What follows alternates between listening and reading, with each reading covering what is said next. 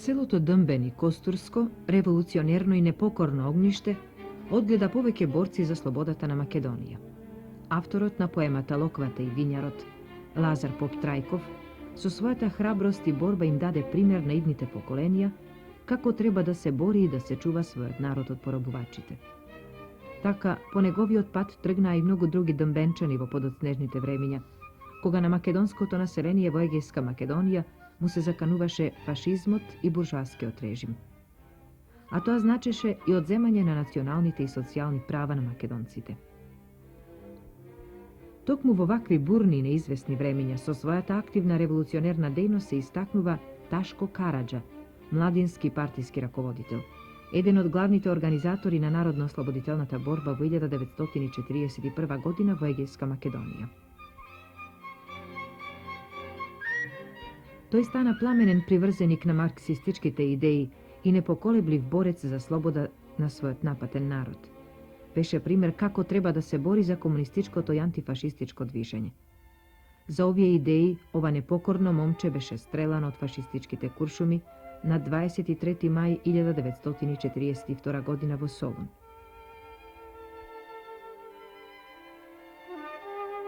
Ташко Караџа е роден на 14. април 1914 година во споменатото село Дъмбени, Костурско, од кое денес останаа само голи цидови. Потекнува од македонско, печалбарско семејство. Основно образование стекнува во родното село, а школувањето го продолжува во средното земјоделско училиште. Меѓутоа, по 2 години училиштето се расформира и тој се враќа во Дъмбени. Желбата за школување и за напредување во животот, амбициозниот Ташко го насочува кон марксистичка и комунистичка литература. Ги согледува неправдите на својот народ и како 15 годишно момче започнува со организаторска и револуционерна активност.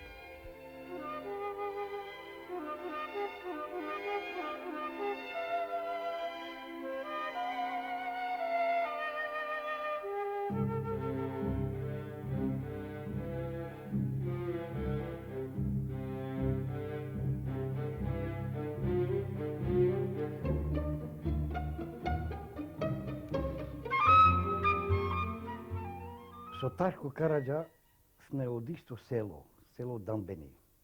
Така и родени во исти години, као деца, детството го поминаме заедно, тука во исто мало, заедно игравме. Одејќи во школо, во исто оделение, до завршувањето со Ташко беме заедно. Последната година на завршокот седеме на истата клупа прва, со другарот Ташко. Другарот Ташко беше едно момче физички развиено, мирно, заинтересирано доста за учење и така, знање доста од учењето во школото и помагаше многу на учениците, на некои работи, задачи кои не можеме да ги решиме и помагаше Ташко.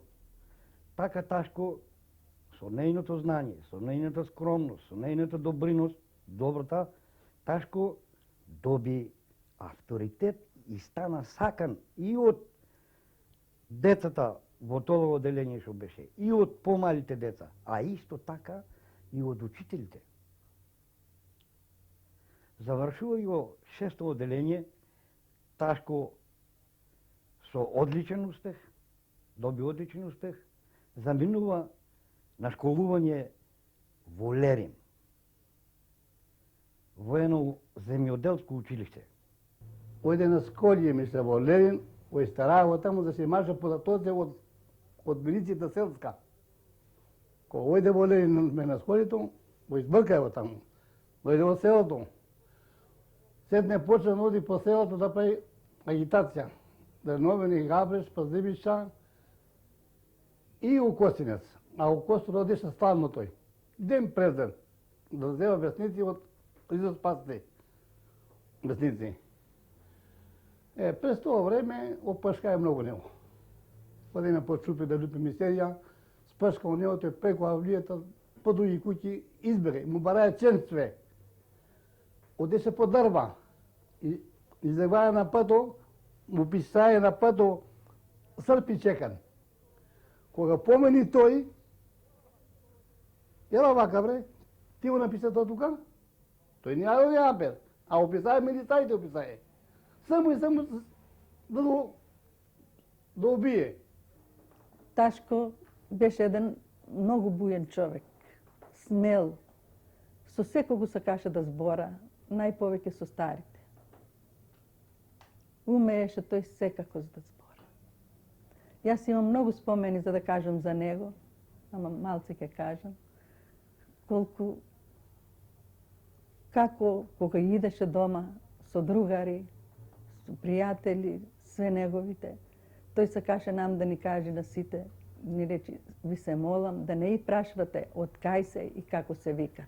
Само добро дојдовте, да ни го служите, да јадат, да спијат и да испратите. Тој не заставаше никогаш без книга во раци. На нива да одеше, требаше книгата во раци да одеше, ама стално милицијата го гонеше. И стално книгите требаше јас да ја носам, и книгите да ја криеме по нивијата, по тревата, кога идеше милицијата за да не бара. Ташко Караѓа го запозна во почетокот на 1932 година во еден нелегален состанок кој се одржа во град Костур. Тој состанок го организираше околиското раководство на комунистичката омладина ОКНЕ. Во него учествуваат сите секретари на местните организации на ОКНЕ. И тоа беа од град Костур, од село Жупаништа, Шливени, Дамбени, Добролишта, Нестрам, Желин, Изглибе, Рупишта, Мањак, Апаскеп, Тиолишта и некои други. На сите нас во тој собир најголем печаток не остави Ташко Караѓа со свој младешки говор и младешката бујност.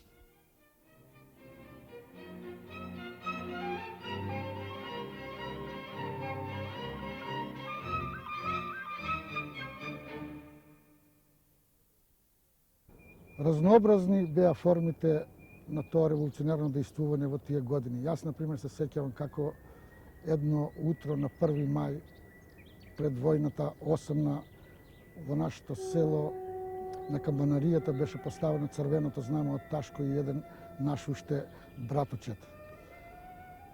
Се сеќавам после и на судењето, оно првото судење 1932 година, кога во Костур Ташко воопшто ниту помислуваше да